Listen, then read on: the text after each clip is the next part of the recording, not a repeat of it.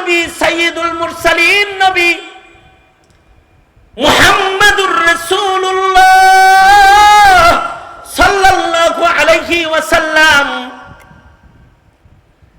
আমাদের নবীর জামানার রহমত সবচেয়ে বেশি। আমাদের নবীজির জামানার মানুষের উপরেও রহমত বেশি। এ কারণে নবীর জামানার সবচেয়ে সুন্দর জামানা আমাদের নবীজির যুগটা হলো সর্বোত্তম যুগ, খায়রুল কুরুন। আর সবচেয়ে দামি সুন্দরতম মানুষ নবীদের পরে হলো আমাদের নবীর সাহাবী যারা, তারা সব নবীর সাহাবীরাই দামি, কিন্তু সর্বোত্তম সাহাবী হলো আমার নবীর সাহাবী যারা আমার নবীকে দেখেছে।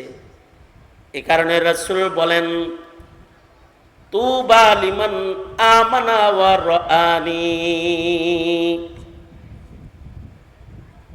সবচেয়ে ভালো তারা যারা আমার যুগে ঈমান এনেছে এবং আমাকে সরাসরি দেখে ফেলেছে, এরা হলো সবচেয়ে ভালো। আমার নবীর সাহাবীদের বর্ণনা আল্লাহ তাআলা নিজেই তো দিচ্ছেন।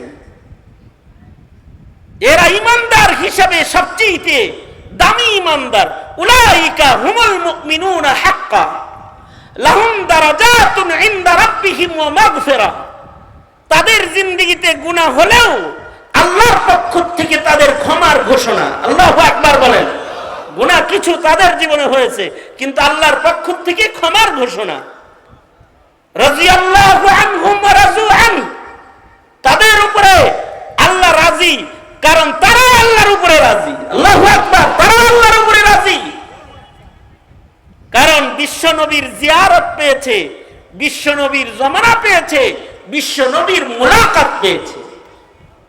সেই মুলাকাতটা যদি এক সেকেন্ডেরও হয়, তাতেও এই মুলাকাতের কারণে জামানায়ে নবুয়ত নবীর জিয়ারতের কারণে সবচেয়ে ভালো মানুষের দপ্তরে তার নাম চলে গেছে। নবীদের পরেই নবীর সাহাবীরা সকল নবীর সাহাবীদের উপরে শ্রেষ্ঠ। আমাদের নবীজি যেমন সব নবীর উপরে শ্রেষ্ঠ, আমাদের নবীর শ্রেষ্ঠত্ব যেমন সব পয়গম্বরের উপরে, আমাদের নবীর সাহাবীদের শ্রেষ্ঠত্ব সব নবীর সাহাবীদের উপরে। আশ্চর্য বিষয়, খেয়াল করে শোনার মতো কথা, নবীদের সান্নিধ্য সোহবতে তো দাম। নবীর সোহবতে নবী হওয়ার উপযুক্ত হয়ে যায়। ডাক্তারের সোহবতে যেমন ডাক্তার হয়ে যায়, ইঞ্জিনিয়ারের সোহবতে যেমন ইঞ্জিনিয়ার হয়ে যায়, অ্যাডভোকেটের সান্নিধ্য নিলে সে অ্যাডভোকেট হয়ে যায়, বাবুর্চির সোহবতে থাকলে বাবুর্চি হয়ে যায়, সাপুরিয়ার সোহবতে থাকলে পরে সাপুরিয়া হয়ে যায়, আলেমের সান্নিধ্যে থাকলে আলেম হয়ে যায়, আবেদের সান্নিধ্যে থাকলে সে আবেদ হয়ে যায়, মুবাল্লিগের সান্নিধ্যে থাকলে মুবাল্লিগ হয়ে যায়, আর হিন্দুর সান্নিধ্যে থাকলে, কাফেরের সান্নিধ্যে থাকলে মুসলমান কাফের হয়ে যায়, খ্রিস্টানের সান্নিধ্যে থাকলে পরে খ্রিস্টান হয়ে যায়। ওরকম নবীর সান্নিধ্যে থাকা মানুষগুলা যুগে যুগে নবীও হয়েছে। নবীর সন্তান খালি নবী না, নবীর সান্নিধ্য যারা পাইছে তারাও নবী হইছে। যেমন কোরআনে বর্ণিত হযরত ইমরান আলাইহিস সালাতু ওয়াস সালাম, হযরত মরিয়মের আব্বা হযরত ইমরান, হযরত ইমরানের ঔরসে কোনো পুত্র সন্তান নাই। অবশ্য হযরত মরিয়মকেই উনার মা মান্নত মানছিল আল্লাহর লাগা। মসজিদুল আকসার ইমাম হইব, আল্লাহ পেটে যা দিছে তোমার লেগে মান্নাত মেনে আলাইছি, এটা বলছিল। কিন্তু আল্লাহ দিছে তো মেয়ে, উনি মনে করছে নবীর ঘরে নবী হইব, কিন্তু দিছে মেয়ে। আল্লাহ কি দিলা, তো মায়া দিয়ে দিছ। আল্লাহ তাআলা বললেন মেয়ে দিল, এমন মেয়ে পুরুষের চাইতে ভালো। আল্লাহু আকবার জোরে করে বলেন, এমন একটা দিছি তোমারে। এখন নবীর ঘরে যেহেতু মেয়ে হয়ে গেল, তো মেয়েদের জন্য তো নবুয়ত না, মেয়েরা ওলি হতে পারে, নবী হতে পারে না।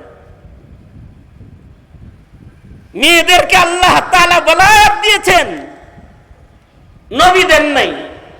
তাই বলে আবার কিন্তু কথা এটা না যে এই কারণেই মহিলার কম দাম, বিষয়টা এরকম না। মহিলার দাম এই কারণে আরো বেশি যে নবীরা জন্মগ্রহণ করেছে মেয়েদের পেটে, মায়ের জাতির পেটে। এমনকি পুরুষ ছাড়াও শুধু মহিলার মাধ্যমে আল্লাহ তাআলা জমানার শ্রেষ্ঠ একজন নবীর জন্মদান করেছেন, হযরত ঈসা আলাইহিস সালাতু ওয়াস সালাম। আল্লাহু আকবার কাবীরা। পুরুষের স্পর্শ লাগে নাই, তাইলে কি মহিলার পাওয়ার কি কম না বেশি? পাওয়ার কম না, কিন্তু মর্যাদা মারাতিব তো ভিন্ন জিনিস দেওয়া হয়। এইটা যদি কারোর ভিতরে এসে যায় তখন তার মূল্য বেড়ে যায়। তো হযরত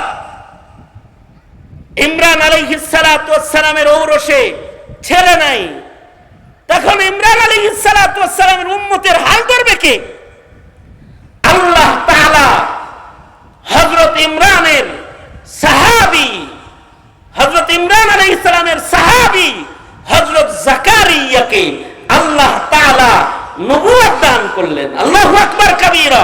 এবং মসজিদুল আকসার ইমাম বানায়া দিলেন। এবং এই নবীর জিরে তাহার আল্লাহ তাআলা নবীর কন্যাকে লালন পালন করলেন।